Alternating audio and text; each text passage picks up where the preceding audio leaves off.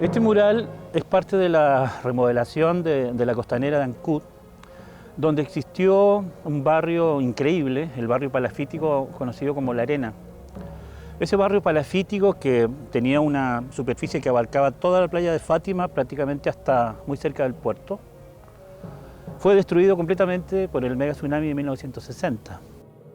Como lo grafica vivamente el cuadro, aquí había mucho colorido, había mucha actividad, había ferias permanentes en que venían los pescadores, traían sus productos, se comerciaban directamente en la playa. Este cambio aquí fue cataclísmico. El barrio La Arena tenía una playa que en las bajamares podía desplayar 500 metros. Entonces las lanchas varaban y se hacían las ferias, como se hacían tradicionalmente en Chiloé, en la zona de playa. Todo este territorio, toda la bahía, toda la isla está 2 metros más abajo que en 1960. Entonces el paisaje cambió de una manera cataclísmica. Pero el mural refleja con mucha precisión, mucho sentimiento, la vida que se llevaba aquí, muy pujante, muy activa, muy tradicional, porque como ya lo vemos y sabemos, los palafitos reflejaban esa vida culturalmente ancestral de los chilotes, mitad pescadores, mitad campesinos. Había una particularidad especial, si se fijan en los detalles del mural. La trocha angosta del ferrocarril de Ancud Castro hasta 1959 pasaba por entre las casas. El barrio Palafito tenía casas por ambos lados, por el lado de tierra y el bordemar. Y el tren pasaba entre medio, hacía todo el giro por la bahía sur y llegaba hasta Lechagua, donde había un muelle desembarcadero. Entonces nos podemos imaginar que era un barrio que realmente tenía una actividad muy pujante en el Ancud bordemarino antes de 1960.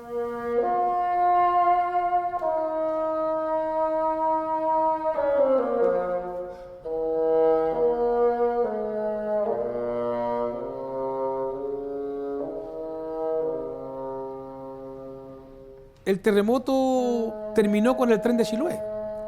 El tren de Chiloé, que se había iniciado en 1912, terminó prácticamente el 60. El terremoto es el golpe de gracia a este trencito que corría entre Lechagua y Castro. Eh, Fue justamente el fin de este pequeño trencito de Troya Angosta. Y además de eso, las comunicaciones eran prácticamente por barco. Los vapores siempre fueron, y las lanchas, veleras, fueron cierto el transporte de esa época. En los 60 está muy marcado por los vapores que corrían por pequeños puertos de Chiloé y también hacían el cabotaje mayor.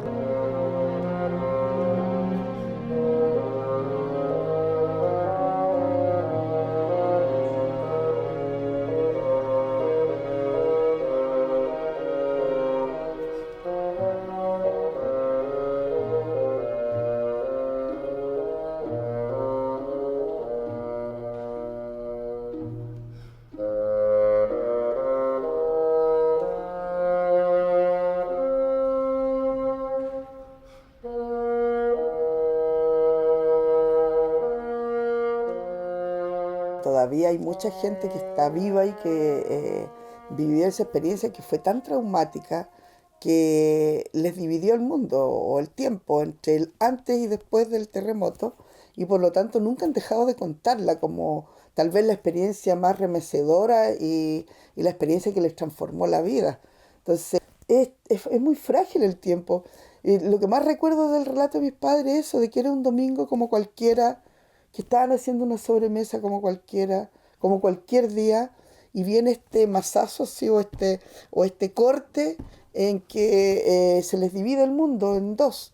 Entonces pienso, si eso puede ocurrir en cualquier momento y uno no tiene ninguna participación, es un acto de la naturaleza en el que no hay nada que se pueda hacer, ¿cierto?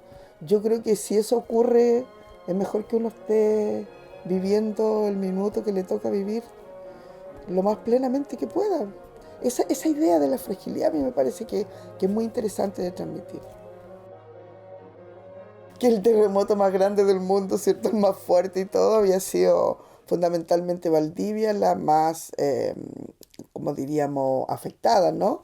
Pero el relato que yo tenía de mis padres en Chiloé, de los tíos, de la gente fue tan impactante que en realidad a mí me quedó mucho más grabado eso que las conversaciones de la gente que hablaba en Valdivia, que era siempre ya más lejano el nexo de la palabra, de la voz que narraba, ya era de segundas y terceras personas. En cambio, lo que yo escuchaba aquí en Chiloé era de primera persona, de los que lo habían vivido, y eso le daba otra estatura a las palabras. Donde traemos como siempre la música que gusta a quienes tienen de los 40 para arriba. Siempre tenemos música, comentarios, consejos, de todo un poco. A mí me tocó en Castro. Vivíamos en la calle Esmeralda y estábamos conversando porque el día anterior, por primera vez, iba a tener 18 años y me habían dado permiso para ir con una amiga a las Ramadas. Hasta esa fecha nunca nos daban permiso para ese tipo de cosas. Y fui con una amiga que se llamaba Luisa Pérez. Y al otro día, cuando sucedió el terremoto en la región del Biobío y Valdivia, comentábamos porque teníamos una radio, estaban pasando las noticias, estábamos en la casa. No, si acá no pasa nada, en Chiloé nunca ha habido un terremoto. Y escuchábamos que seguían encontrando cadáveres y qué sé yo, y aquí no pasa nada. Cuando en eso, el primer sacudón. Y yo me acuerdo que mis hermanos partieron atrás por el patio y mi mamá salió para ir por los cabros que estaban en el liceo jugando. Y ella dice que cuando sale, empieza, como decía aquí mi amigo Gustavo, a partirse la tierra en la calle. Personalmente, a mí me tocó terremoto estar en un teatro que tenía en Q, que se llamaba el Teatro Splendid. La gente también, que como era día domingo, aprovechaba de ir en este teatro, le llamábamos nosotros, en ese tiempo no se llamaba cine. Murió una de las dos personas que murieron solamente aquí en Ancú por efecto del terremoto. El resto, las decenas de personas que murieron, fue producto del maremoto. Porque la gente, como no había experiencia de terremoto, la gente se empezó a embarcar en tantas lanchas que habían. La lancha Gloria especial. Botes fueron más a medio con el propósito de, como digo, de escaparse de la tierra, que claro, era una cosa espantosa porque el terremoto duró 5 minutos.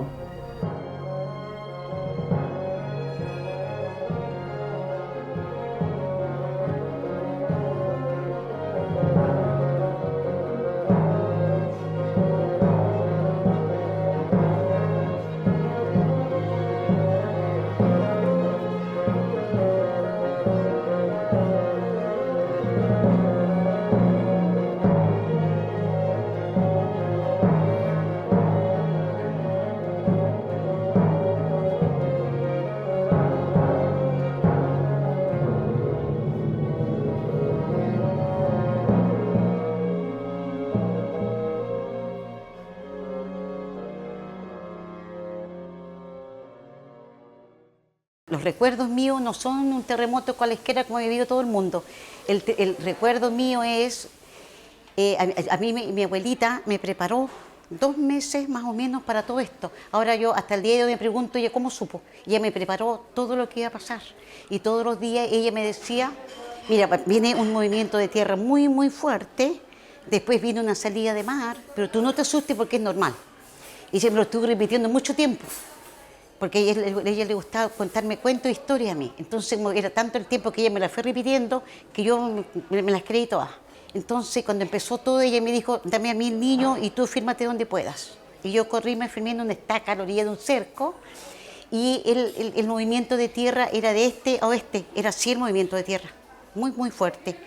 No es como uno cree que es así, era así el movimiento de tierra, muy, muy fuerte. Y yo veía cómo en el cerro la tierra se partía y se tragaban los animales y las casas se movían todo.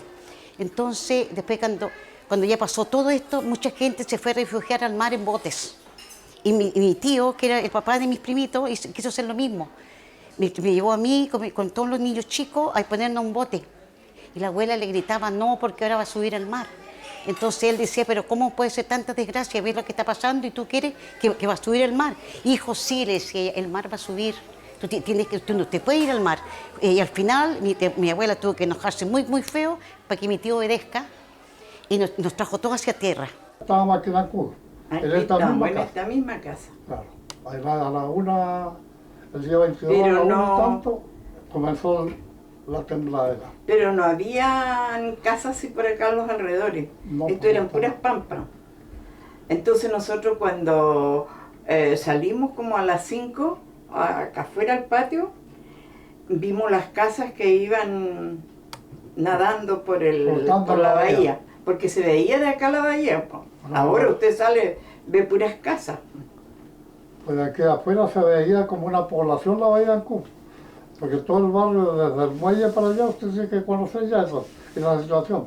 Donde está la avenida Costanera, había casi una cuadra para adentro, para el mar. La calle Serrano se llamaba. Yo conozco después porque ahí hacían servicios, recorríamos. Y eso desapareció todo. Entonces esas casas flotaban en la bahía como a las 4 o Sí, no 5 de la estaba, tarde. las 5 estaba Ah. lleno de casas.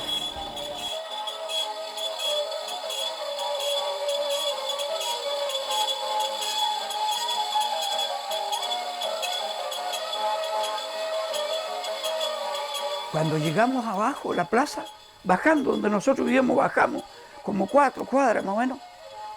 Íbamos llegando al muelle, cuando unas casas iban flotando en el mar, con unos remolinos en el mar, que era como increíble, o sea, por todos lados el mar vivía, se hacía remolinos, saltaba el mar y todo. Y veíamos cómo un montón de tablas esparcidas en el mar y unos perritos pisados sobre hasta unas gallinas pisadas sobre las tablas y gatos, de todo, y unas casas que pasaban al frente nuestro y unos que iban en el mirador de la casa. Me acuerdo yo, un señor más que todo levantó su pañuelito y nos decía adiós, nos gritaba adiós, y así mucha gente. Así que estábamos en eso cuando de repente la lancha Gloria, lo vemos desaparecer, la lancha Carabinero, como con 30 chalupas que había auxiliar, lo tragó el mar.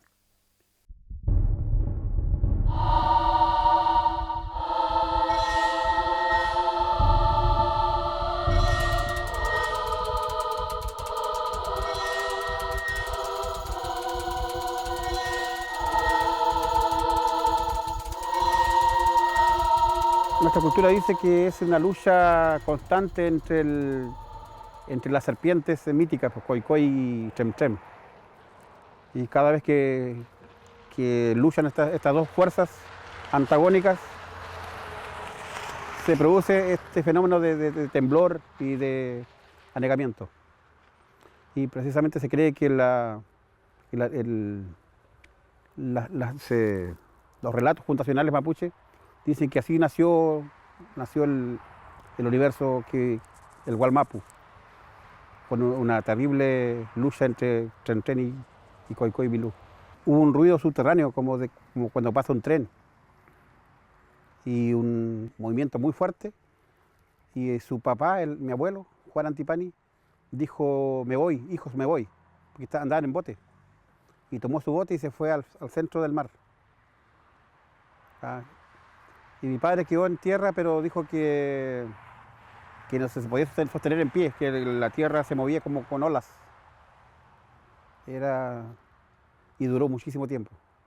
Y cuando el agua volvió a retirarse, se llevó todo lo que pilló a su paso. Y eso cambió la estructura de la zona de Compu. Ahí había un cementerio al lado de la cancha, y se fueron muchas tumbas, los llevó al mar, al río. Mi papá en Compu y mi mamá en Díaz Lira, que queda al frente.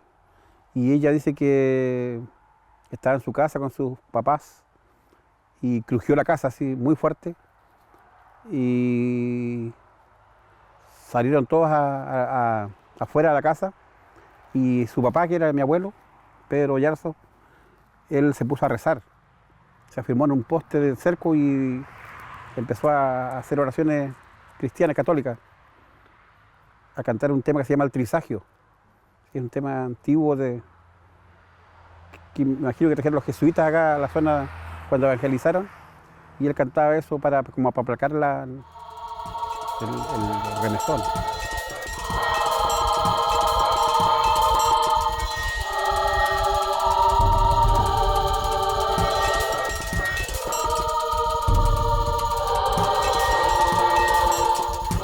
Una etapa antes del terremoto y también después costó mucho la gente para que pueda levantarse económicamente y pueda instalarse en este lugar. La vida era muy difícil. En esos años todavía no había camino. Todo el trayecto se hacía a través del lago Cucao. Muchas veces amanecimos ahí en el lago porque eran embarcaciones de madera con motores muy antiguos, que generalmente en un viaje de 2 horas con personas adentro, con mucha carga, producía también retrasos, panas y a veces también el clima.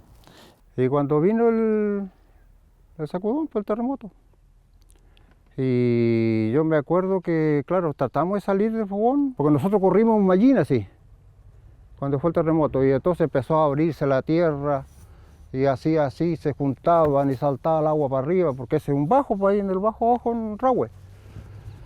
Y pasó, sería sus 15 minutos, 20 minutos, cuando de repente miro para abajo el mar. Se vino de un viaje. Una ola venía por el río y la otra se botó derecho unos cerros de arena que había, de duna. Y se juntó justo en la casa donde estábamos nosotros. Se juntaron las 2 olas. Y se levantó un campanario así de, por lo menos sería unos 10, 15 metros de altura, pues y ese se largó sobre la casa. Y de ahí ya no lo vi más la casa ya, pues nosotros íbamos corriendo, pues corrimos como 1 kilómetro y tanto. Y cuando ya vimos que el mar no alcanzó, nosotros nos corrimos, nos salimos un poquito del río y nos tiramos un poquito de arriba. Y ahí ya no supimos más, vino la ola y no. Y claro, yo llevaba a Armando porque murió. Y la Norma, mi hermana que era 2 años mayor que a mí, llevaba a la Gladys. Igual murió. Eran chicos medianos, pues 2 años y 4 años. Y cuando yo me di cuenta, claro, yo por ejemplo, cuando llegó el mar, tragaba cuestiones de barro, tragaba de todo. Yo decía, yo pedía que muera, porque estaba sufriendo por cualquier cantidad. Y de repente me doy cuenta que ya estaba arriba de un árbol, más o menos como 7 metros de altura. Me prendí para arriba, me fui. Claro, sí, yo tenía 11 años cuando fue el terremoto del año 60. Y justamente estábamos en el pueblito ahí con otro jovencito jugando al fútbol ahí al lado de la iglesia. Vino el terremoto que nadie quedó en pie. Entonces quedamos ahí, algunas casas cayeron con el terremoto y la gente quedó indecisa, no sabía qué hacer. Cuando de repente aparece un caballero corriendo a caballo por la parte como quien va a la playa y gritando que se viene el mar. Y ahí empezamos a arrancar todo. Ya. Y yo tenía un caballito y aproveché de montar con un tío y corrimos hacia la parte alta.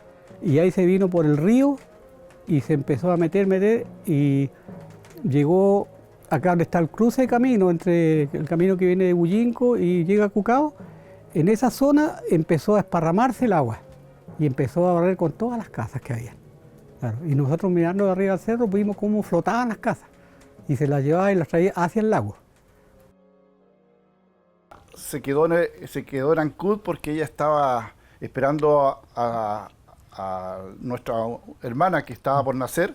Ella nació 15 o 20 días después del terremoto. Y el terremoto nos pilló saliendo de Ancud, en una calle que hoy día para los ancuditanos conocen, calle Goicolea con Aníbal Pinto. en donde en el momento de que empieza el terremoto, estacionamos la camioneta ahí y mi papá rápidamente corre hacia nuestra casa, que está a unas 5 cuadras, 6 cuadras de donde estacionamos, más o menos, porque para ir a estar con mi madre.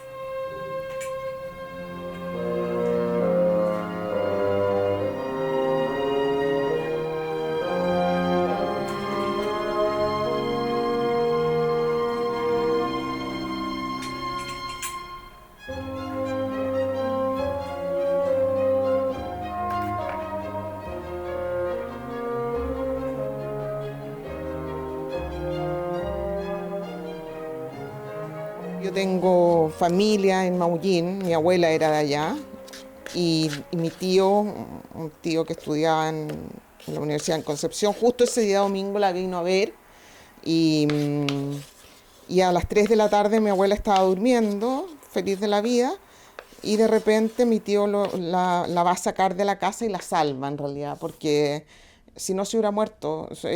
La casa de ella desapareció, el mar cuando subió por el río Maullín, se comió la mitad de la casa. Así que ahí la gente corrió a un cerro que hay, murió mucha gente, mucha, y las casas totalmente destruidas, totalmente destruidas. Y ahí vimos las olas, la primera ola, después la segunda y la tercera. Nos quedamos ahí mucho rato en el patio de nuestra casa. Y ahí vimos cómo la costanera desapareció, gente arriba de los techos, gritando. Yo recuerdo eso porque fue era impactante. Mientras mi papá, al día siguiente, cuando ya se calmó un poco la cosa, bajó a ver los destrozos que habían pasado. Vinieron 2, 3 olas, ¿cuántas fueron? Que llegaron hasta el segundo piso de nuestra casa. Y en el primer piso eran locales comerciales. Y eso barrió con todo, absolutamente con todo. Línea blanca, todo, absolutamente todo. Yo la primera vez que vi a mi padre llorar así terrible fue justamente en esos días porque perdimos absolutamente todo.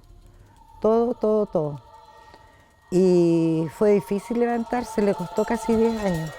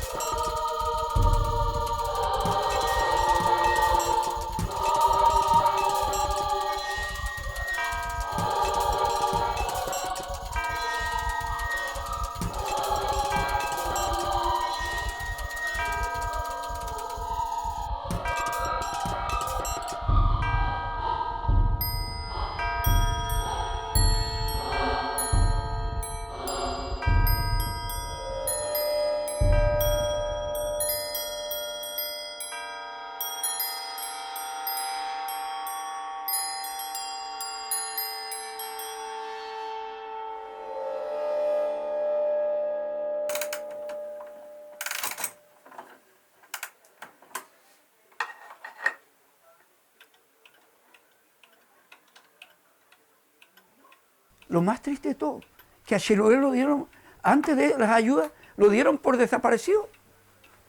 Dijeron Chiloé en las noticias en el mundo, Chiloé desapareció. Y claro, si Chiloé se hundió 1,5 metros, se hundió 1,5 metros.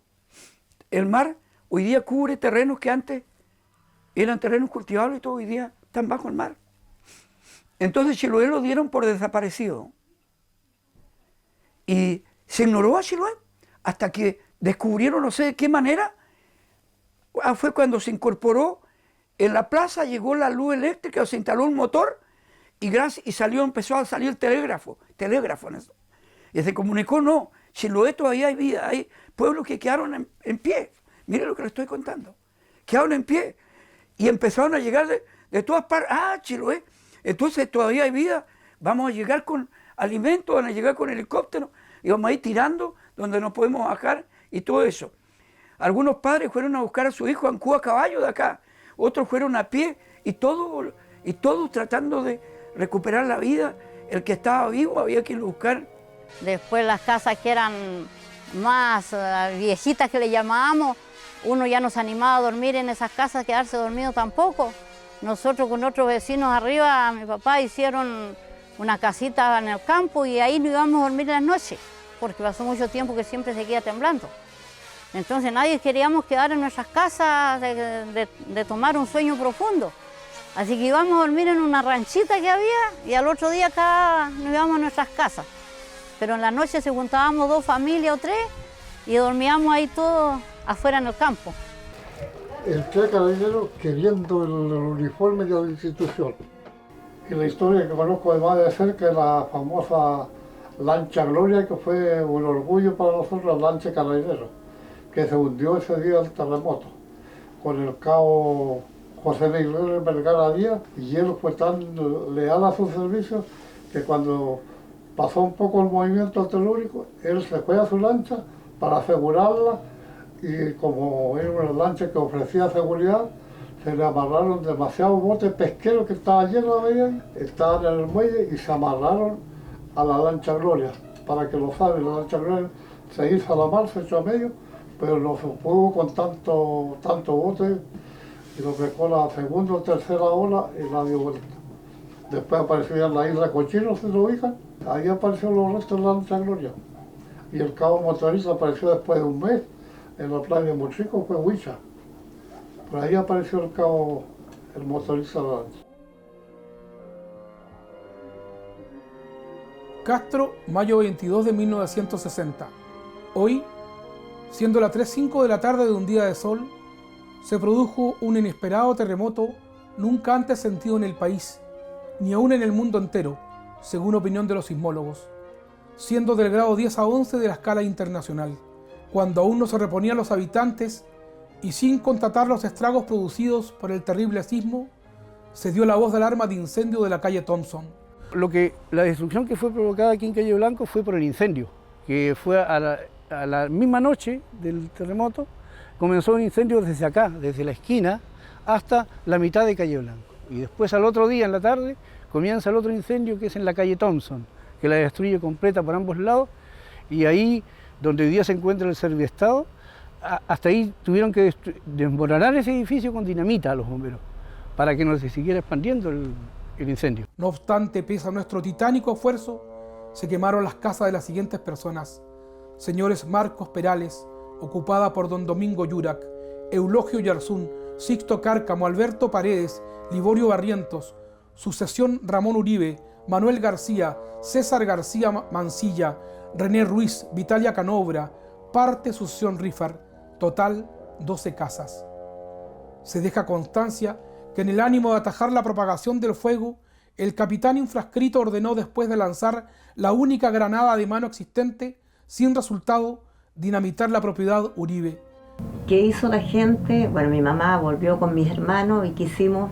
Agarramos unos colchones y toda la gente empezó a hacer carpas en la plaza. Porque empezó a pasar carabineros, bomberos, que no nos podíamos quedar en las casas. Entonces en la plaza de armas nos juntamos a veces con gente que ni conocíamos. Yo me acuerdo un caballero de acá de Ancud que iba a vender cosas a Castro, se instaló adentro de la carpa nuestra. Y yo te digo, carpas que hacíamos con las sábanas, con las cubrecamas, con eso se hicieron las carpas. Lo que pasa es que en el campamento de la plaza llegaba gente de todos los, o sea, gente de plata, o sea, los comerciantes más importantes se juntaban con la gente que venía de las poblaciones, del campo, y todos convivían en una olla común. Eso fue llamativo, eso lo conté yo que fue importante. En tiempo del terremoto, nosotros hicimos comedores ahí en la plaza nomás, a la gente, porque, ¿qué te cuento? Se quemó todo blanco, todo serrano, entonces quedaron un montón de gente sin casa, y además no había comestible.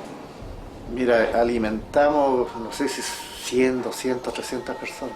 Y ahí vino después, posteriormente, el terremoto, vino el incendio grande. Pero fue feroz ese incendio. Y cuando estaba la casa del frente quemándose, empezó a quemarse la mía. Empezaron a partirse los vidrios, pero toda la quinta compañía de bomberos estaba aquí. me encuentro con un bombero que vivía en una casa al lado de donde empezó el incendio. Él tomaba la pensión, tenía una pieza gigante, soltero, pero se llama, y todavía vive, Emilio Barría Ojeda, y vive en Ancud, bombero él aquí. Y llega a ayudarme. Yo le dije, ¿qué estás haciendo y tus cosas? No, huevón, me dijo, te vengo a ayudar, me dijo, porque lo perdí todo. Y él, después de eso, viene a tenderme la mano. Era para llorar en el momento, era para llorar de emoción porque él no había podido salvar sus cosas y venía a servirme a mí. Ante tan tremenda desgracia, se ordenó al cuerpo de bomberos la guardia permanente de todo el voluntariado, recorriendo la ciudad por turnos. Se confecciona el presente parte para continuar más adelante. Capitán Guillermo Águila Soto, ayudante Humberto Molina Bustamante, Segunda Compañía Cuerpo de Bomberos de Castro, Bomba, Chiloé, España. Nota del libro de novedades del folio 109-111, registro 72, 22 de mayo de 1960.